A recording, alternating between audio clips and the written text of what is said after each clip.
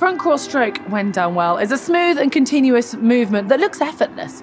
It's actually made up, though, of several components, and to get to this stage, you've got to have them all working together and dialed in. Well, we're going to be continuing to break down the stroke so that you can perfect and develop your front crawl. And in today's video, we're going to be addressing rotation.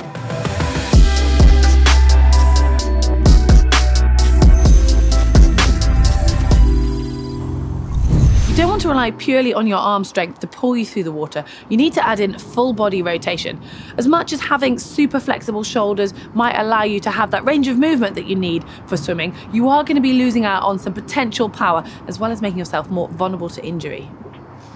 So the rotation in front crawl should all happen around your longitudinal axis. Now what I mean by this is, imagine a line going from the top of your head, through your nose, and straight down between your feet. So everything from your shoulders, your torso, your hips should all rotate around that axis. There's no movement from side to side. And what this does is it enables far more muscle groups to be engaged, particularly your back muscles.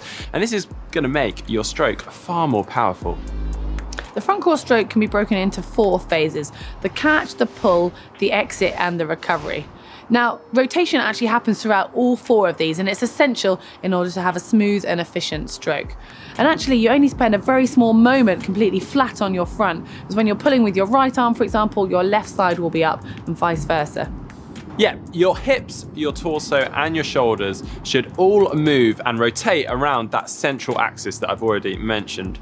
But your head does not necessarily need to. If you're not taking a breath, then you should just keep your head looking forwards and down within the water.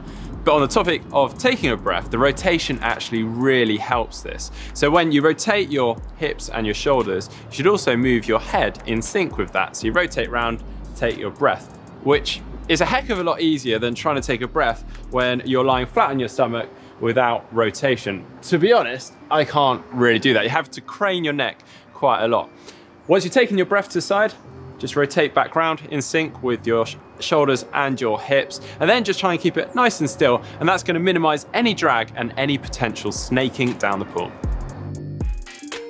Okay, it's time to look at some drills that are going to help with your rotation. And for these, it's actually a good idea to pop some fins on so you can then focus purely on your body position without having to worry about anything else.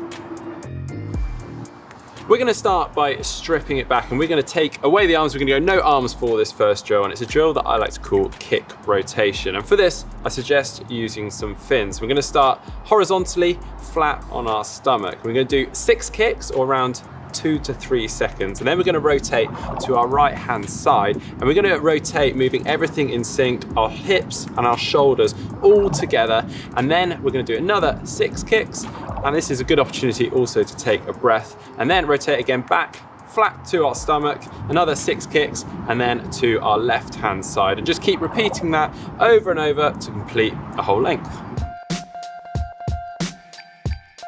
Okay, for this one, you need to keep your fins on, and you're going to start with one arm extended and one arm by your side. So basically, Superman position. Now, the arm that's extended needs to be the lower side, and your arm that's by your side is going to be on the top, and you're going to try and make yourself so you're parallel to the side wall. Once you've got that position, then try and breathe on that side, and once you're relaxed enough, I want to practice putting your face down to face the bottom of the pool as though you were swimming front crawl, and then just rotate your head back when you need to breathe. Stay in that position for the whole length, and then swap to the other side when you're coming back. And you'll probably notice that one side's harder than the other, especially if you're used to only breathing in one direction.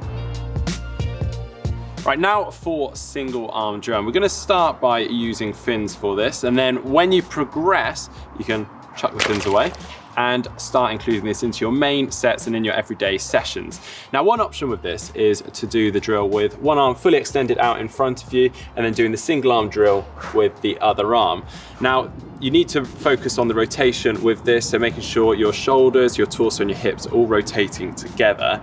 But with the breathing, you're going to struggle to breathe to this side where the arm is out extended in front of you. You're going to want to breathe to the moving arm side and still just concentrate on that rotation. The other option is to put the arm down by your side. Now, this is a slight progression and probably the more preferred option because you actually are getting slightly more rotation. So again, same movement, we're doing single arm with the other arm, okay, and the rotation is exactly the same. But this time with the breathing, we're gonna breathe the other way, away from our moving arm, and then we've got pressure on the water with that moving arm to allow us to breathe. Now, the rotation and the breathing all in this is really going to emphasize and reinforce that rotation for our stroke. So it is a hard drill, and I recommend doing maybe half a length and then swimming off for the other half a length during your sessions. Right, we're progressing it further now, but actually using doggy paddle. But by that, I mean the full extension doggy paddle. So arm out in front, arm out to the side. And you're going to use this with 6 kicks on either side. So take one stroke, and when you're at the full extension, rotate fully to the side, hold that for 6 kicks, and then pull underneath with an underneath recovery, back to the other side, hold for another 6 kicks. And then you can incorporate breathing with this, but once you've taken your breath, put your head back to the center line and try and keep minimal movement of your head. Do this for a length, and then progress it to full stroke, still pausing for 6 kicks. So instead of doing the underwater recovery, your arm will recover over the top, but you're going to rotate fully to be facing the wall for 6 kicks each side.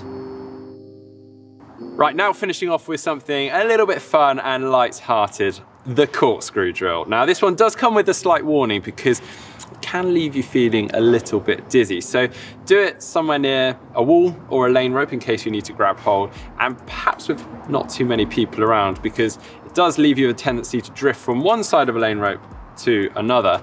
Now, you just want to push off from the wall and do one front crawl stroke on your front, and then rotate straight over onto your back and do one back stroke, and then rotate again back onto your front to do one front crawl stroke, and just keep repeating that. So you're going around in this corkscrew motion.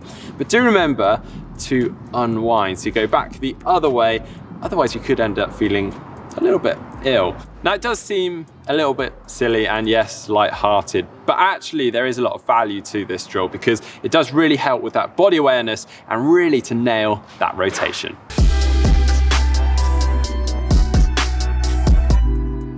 Right, it's time to put it all back together. And it is worth noting that in these drills, most of them were actually over-exaggerating the amount of rotation you need when it comes to normal stroke. But when you're trying to change something that you've practiced hundreds and hundreds of times, like you would have done in a freestyle stroke, even something minute is going to feel quite dramatic.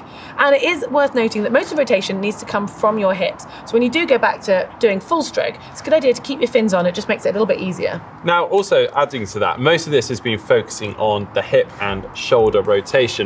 But with any changes within your rotation, it can also change other aspects of the stroke, like your hand entry. So just make sure that you maintain a good hand entry in line with your shoulder. You're not crossing over the center line too much, or even going too wide. See rotation as the foundation, as it does affect all the phases of the stroke. And once you've mastered it, it's amazing how all the other components just suddenly feel more efficient and more smooth without any extra effort. Yeah, I couldn't agree more. And we are right in the middle of our GTN swim week. So if you want to make sure you don't miss any more swimming videos from us, you can click on the globe and subscribe. And if you like the look of our GTN swim caps, you can get them both in this white color and our GTN blue color. I think that's what you call it anyway. You can head on over to our GTN shop. And if you'd like to see a how to breathe while swimming video, just click down here or here. Or here. Just click. Don't know where it is. On the video.